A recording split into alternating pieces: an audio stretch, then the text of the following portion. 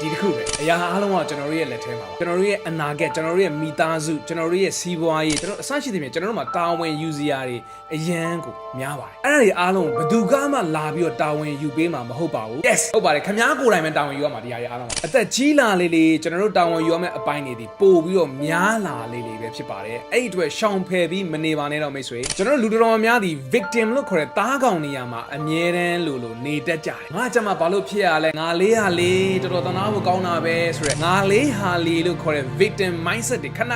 ဝင်ကြပါတယ်ကျွန်တော်တို့ solution တော့ everything is my responsibility အရာအားလုံးကကျွန်တော်တာဝန်ယူရမယ်ဆိုရဲခံယူချက်အဲ့တော့စီးပွားရေးအဆင်မပြေတာတခုရှိလာလဲကျွန်တော်မှတာဝန်ရှိပျော်ရွှင်မှုဆိုတဲ့အရာကလည်းကျွန်တော်မှတာဝန်ရှိတယ်အဲကြောင့်မို့မိတ်ဆွေဒီကနေ့ကစပြီးတော့မှငါကြမှာဆိုရဲ victim mindset ကိုဖျက်လိုက်ပါ I am responsible လို့ခေါ်တဲ့ငါမှတာဝန်ရှိတယ်ဆိုရဲတာရဲ mindset victim mindset လို့ခေါ်တယ်အဲ့ဒါနဲ့မိတ်ဆွေရဲ့နေ့တွေကိုစတင်လိုက်ပါ